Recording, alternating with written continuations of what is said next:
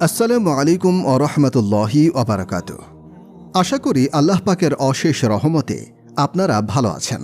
বিচার দিনে মুমিনরা মাত্র জোহর থেকে আসরের সময়কাল অবধি অপেক্ষা করবে, অতঃপর তাদেরকে জান্নাতে প্রবেশাধিকার দেওয়া হবে। সে কি আনন্দের দিন, যেদিন ফেরেশতাগণ তাদেরকে সম্মানের সাথে চির সুখময় বেহেশতের দিকে দলে দলে পথ দেখিয়ে নিয়ে যাবেন। কত কষ্ট ভোগা আর দেখার পর যখন জান্নাতের দরজায় পৌঁছাবে, তখন ফেরেশতাগণ তাদেরকে সালাম ও স্বাগত জানাবেন। প্রিয় দর্শক শ্রোতা, আজকে জান্নাত সম্পর্কে আমরা সকল কিছু জানব এবং উপলব্ধি করব পরকালের জীবন কেমন। চলুন দেরি না করে জেনে নেই জান্নাতে জীবন কেমন হবে।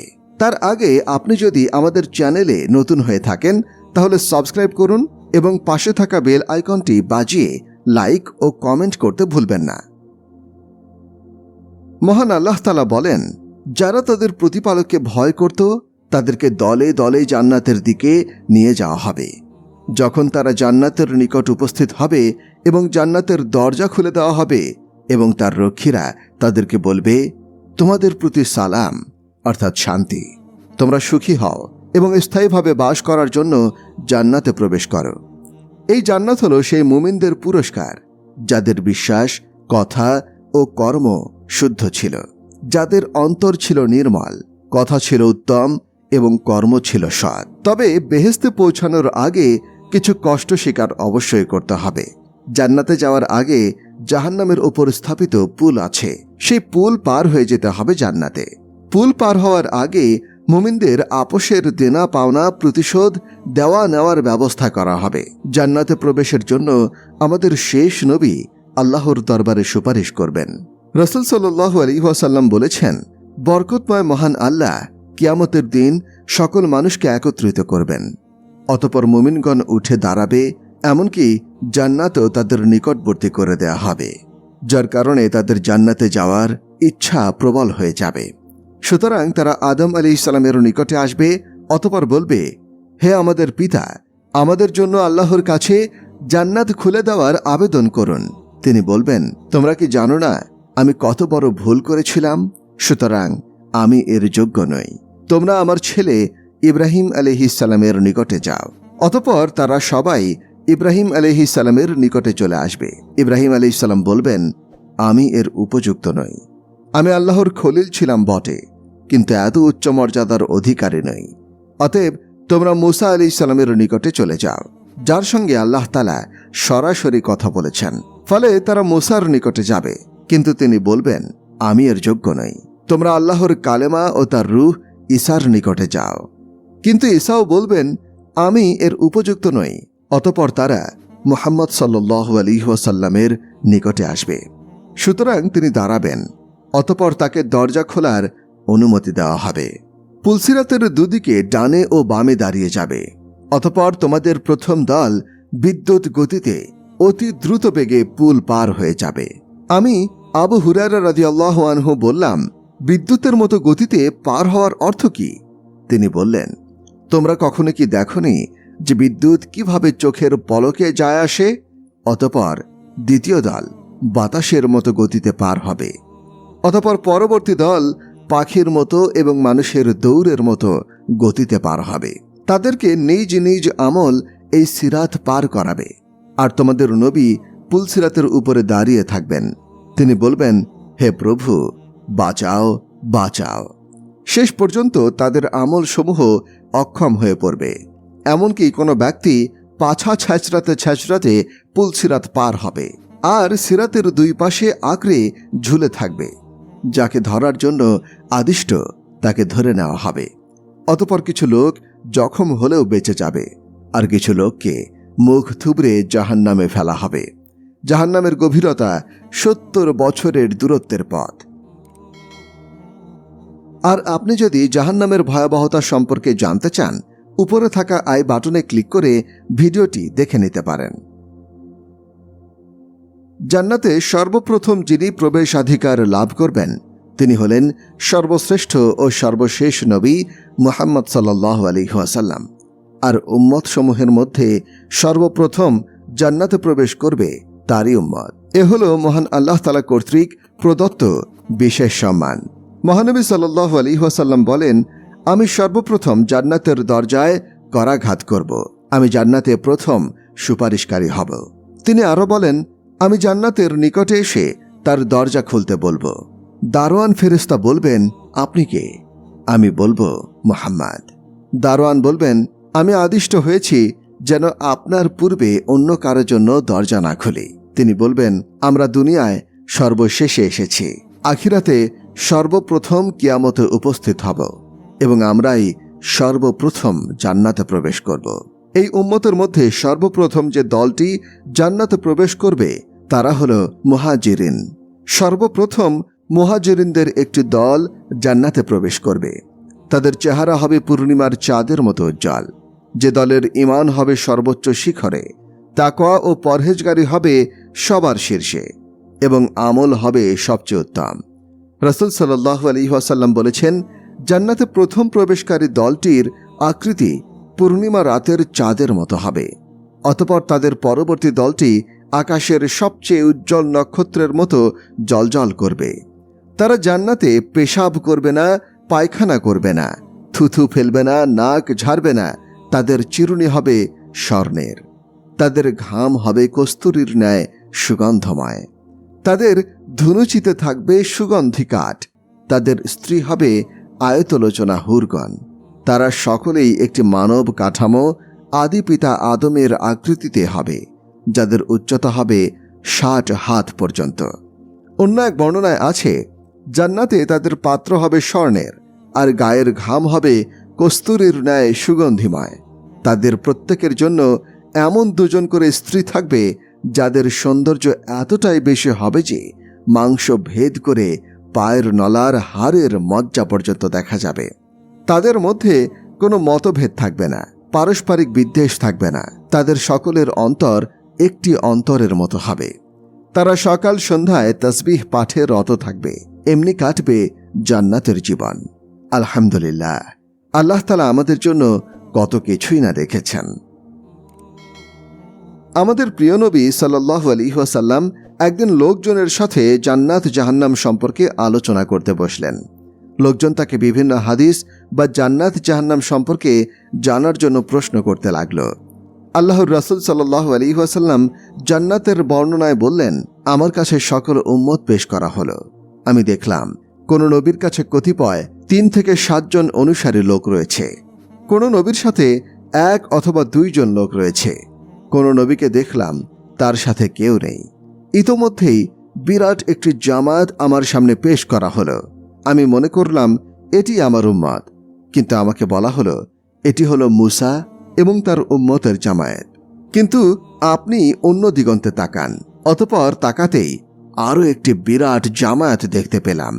আমাকে বলা হলো যে এটি হলো আপনার উম্মত, আর তাদের সঙ্গে রয়েছে এমন 70,000 লোক যারা বিনা হিসাব ও আযাবে বেহেশতে প্রবেশ করবে। এই কথা বলে তিনি উঠে নিজের বাসায় প্রবেশ করলেন। ওইদিকে লোকেরা ওই বেহেশতে লোকদের ব্যাপারে বিভিন্ন আলোচনা শুরু করে দিল, যারা বিনা হিসাব এবং বিনা আযাবে বেহেশতে প্রবেশ করবে। কেউ কেউ বলল, সম্ভবত ওই লোকেরা হলো তারা যারা আল্লাহর রাসূল সাল্লাল্লাহু আলাইহি ওয়াসাল্লামের সাহাবী। কিছু লোক বলল, বরং সম্ভবত ওরা হলো তারা যারা ইসলামে জন্মগ্রহণ করেছে এবং আল্লাহর সাথে কাউকে শরীক করেনি। আরও অনেকে অনেক কিছু বলল। কিছুক্ষণ পর আল্লাহর রাসূল সাল্লাল্লাহু আলাইহি ওয়াসাল্লাম তাদের নিকটে বের হয়ে এসে বললেন, তোমরা কি ব্যাপারে আলোচনা করছো? তারা ব্যাপারটি খুলে বললে তিনি বললেন, ওরা হলো তারা যারা ঝাড়ফুঁক করে না, ঝাড়ফুঁক করায় না এবং কোনো জিনিসকে অশুভ লক্ষণ মনে করে না, বরং তারা কেবল আল্লাহর প্রতি ভরসা রাখে। এ কথা শুনে উক্কাশাহ ইবনে মিহসান উঠে দাঁড়ালেন এবং বললেন, হে আল্লাহর রাসূল, আপনি আমার জন্য দোয়া করুন যেন আল্লাহ তাআলা আমাকে তাদের দলভুক্ত করে নেন। তিনি বললেন, তুমি তাদের মধ্যেই একজন। অতঃপর আর একজন ব্যক্তি উঠে দাঁড়িয়ে বলল, আপনি আমার জন্য দোয়া করুন যেন আল্লাহ তাআলা আমাকে তাদের দলভুক্ত করে নেন। তিনি বললেন, উক্কাশাহ এই ব্যাপারে তোমার অগ্রগমন করেছে। শুধু 70,000 নয়, বরং ওই 70,000-এর প্রত্যেক হাজারের সাথে আরও 70,000 করে, অর্থাৎ 49 লক্ষ মুসলিম জান্নাতে প্রবেশের সুযোগ লাভ করবে। অন্য বর্ণনার মতে ওই 70,000-এর প্রত্যেক ব্যক্তির সাথে আরও 70,000 করে মুসলিম জান্নাতে প্রবেশ করবে। অর্থাৎ উম্মতে মুহাম্মাদিয়ার 490 কোটি মানুষ বিনা হিসাবে ও বিনা আযাবে জান্নাতে প্রবেশ লাভ করবে। বরং প্রথমোক্ত বর্ণনা অনুসারে মহান আল্লাহর 3 অঞ্জলি অতিরিক্ত মুসলিমকে বিনা হিসাব ও বিনা আযাবে জান্নাতে প্রবেশের অধিকার দেওয়া হবে, আর তার সংখ্যা কেবল তিনিই জানেন। যেহেতু গরিবদের হিসাব কম, তাদের জাকাত নেই এবং হজ নেই, মালের কোনো হিসাব নিকাশ নেই, তাই তারা নির্ঝঞ্ঝাটে ধনীদের আগেই জান্নাতে চলে যাবে। কিন্তু কতদিন আগে? এক বর্ণনা অনুসারে পাওয়া যায় 40 বছর আগে। রাসূল সাল্লাল্লাহু আলাইহি ওয়াসাল্লাম বলেছেন, মুহাজিরদের দরিদ্র শ্রেণীর লোকেরা ধনশীলদের চেয়ে 40 বছর পূর্বে কিয়ামতের দিন জান্নাতে প্রবেশ করবে। অন্য এক বর্ণনা মতে 500 বছর আগে। রাসূল সাল্লাল্লাহু আলাইহি ওয়াসাল্লাম বলেছেন, গরিব মুমিনরা ধনীদের 500 বছর পূর্বে জান্নাতে প্রবেশ করবে। আসলে ধনী ও গরিবদের অবস্থা ভেদে সময়ের এই পার্থক্য করা হবে। সুতরাং যে গরিব সর্বপ্রথম জান্নাতে প্রবেশ করবে এবং যে ধনী সর্বশেষে জান্নাতে প্রবেশ করবে, তাদের উভয়ের মধ্যে ব্যবধান হবে 500 বছর। আর যে গরিব সর্বশেষে জান্নাতে প্রবেশ করবে এবং যে ধনী সর্বপ্রথম জান্নাতে প্রবেশ করবে, তাদের উভয়ের মধ্যে ব্যবধান হবে 40 বছর। আর এ ব্যাপারে আমার আপনার আল্লাহই ভালো জানেন। যে গুনাহগার মুমিনরা তওবা না করে মারা যাবে এবং জাহান্নামে নির্ধারিত সময় পর্যন্ত নির্দিষ্ট শাস্তি ভোগ করবে, তাদেরকে সরাসরি জাহান্নামে দেওয়া হবে, অথবা পুলসিরাত পার হওয়ার সময় পুল থেকে পিছল কেটে জাহান্নামে পতিত হবে। কেউ সুপারিশের ফলে, কেউ মহান আল্লাহর দয়ায়, আবার কেউ শাস্তির মেয়াদ শেষ হলে জাহান্নাম থেকে মুক্তি পেয়ে তাওহীদের ফজিলতে জান্নাতে স্থান লাভ করবে। কিন্তু তাদের মধ্যে জাহান্নামের ছাপ থেকে যাবে এবং জান্নাতে তারা জাহান্নামী বলে পরিচিত থাকবে। জান্নাতে প্রবেশকারী সর্বশেষ ব্যক্তি অথবা সর্বনিম্ন মানের জান্নাতীও কিন্তু ছোট জান্নাতের বা কম সুখের অধিকারী হবে না। এ ব্যাপারে নবীজি সাল্লাল্লাহু আলাইহি ওয়াসাল্লাম বলেছেন, সর্বশেষ যে ব্যক্তি জাহান্নাম থেকে বের হয়ে জান্নাতে প্রবেশ করবে, তার সম্পর্কে অবশ্যই আমার জানা আছে। এক ব্যক্তি হামাগুড়ি দিয়ে বা বুকে ভর করে জাহান্নাম থেকে বের হবে। তখন আল্লাহ তাআলা বলবেন, যাও, জান্নাতে প্রবেশ করো। সুতরাং সে জান্নাতের কাছে এলে তার ধারণা হবে যে জান্নাত পরিপূর্ণ হয়ে গেছে। ফলে সে ফিরে এসে বলবে, হে প্রভু, জান্নাত তো পরিপূর্ণ দেখলাম। আল্লাহ তাআলা বলবেন, যাও, জান্নাতে প্রবেশ করো। তখন সে জান্নাতের কাছে এলে তার ধারণা হবে যে জান্নাত তো ভরে গেছে। তাই সে আবার ফিরে গিয়ে বলবে, হে প্রভু, জান্নাত তো ভর্তি দেখলাম। তখন আল্লাহ তাআলা বলবেন, যাও, জান্নাতে প্রবেশ করো। তোমার জন্য থাকলো পৃথিবীর সমতুল্য জান্নাত এবং তার 10 গুণ পরিমাণ বিশাল জান্নাত, অথবা তোমার জন্য পৃথিবীর 10 গুণ পরিমাণ বিশাল জান্নাত রইল।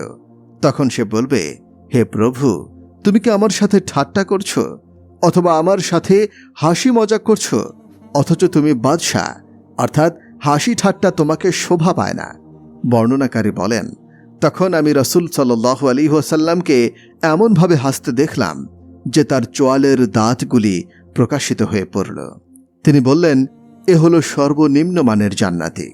এ জান্নাতি যখন জান্নাতের বাসস্থানে প্রবেশ করবে, তখন তার 2টি হুরি স্ত্রী তার নিকটে এসে বলবে, সেই আল্লাহর প্রশংসা যিনি তোমাকে আমাদের জন্য এবং আমাদেরকে তোমার জন্য বাঁচিয়ে রেখেছেন। জান্নাতে থাকবে সর্দার, জান্নাতে থাকবে যুবক যুবতী। তবুও পার্থিব জীবনের প্রতি লক্ষ্য রেখে জান্নাতের বৃদ্ধদের সর্দার থাকবেন এবং যুবকদেরও সর্দার থাকবেন। যেমন সর্দার থাকবেন মহিলাদেরও। বৃদ্ধদের সর্দার হবেন আবু বকর ও উমর রাদিয়াল্লাহু আনহুমা। যুবকদের সর্দার হবেন হাসান হুসাইন রাদিয়াল্লাহু আনহুম। মহিলাদের মধ্যে সর্বশ্রেষ্ঠ জান্নাতবাসিনী হবেন খাদিজা, ফাতেমা, মরিয়ম ও আসিয়া। মহানবী সাল্লাল্লাহু আলাইহি ওয়াসাল্লাম মৃত্যুর পূর্বে বলেছিলেন, হে ফাতিমা, তুমি কি এটা পছন্দ করো না যে মুমিন নারীদের তুমি সর্দার হবে, অথবা এই উম্মতের নারীদের সর্দার হবে? অবশ্য মরিয়মই তাদের মধ্যে সর্বশ্রেষ্ঠ নারী, যেহেতু তিনি একজন নবীর মা। আর তার জন্য মহান আল্লাহ তাআলা বলেছেন, স্মরণ করো যখন ফেরেশতাগণ বলেছিল, হে মরিয়ম, আল্লাহ অবশ্যই তোমাকে মনোনীত ও পবিত্র করেছেন এবং বিশ্বের নারীদের মধ্যে তোমাকে নির্বাচিত করেছেন। প্রিয় দর্শক শ্রোতা, এমন সব মনোমুগ্ধকর ঘটনা ও ইহকাল থেকে পরকাল পর্যন্ত বিস্তারিত ইসলামিক বিষয় নিয়ে আলোচনা করা হয় আমাদের চ্যানেলে। আপনি যদি আমাদের চ্যানেলে নতুন হয়ে থাকেন তাহলে অবশ্যই সাবস্ক্রাইব করবেন। আজকে এ পর্যন্তই। পরবর্তী ভিডিও দেখার জন্য আমন্ত্রণ রইল। ধন্যবাদ।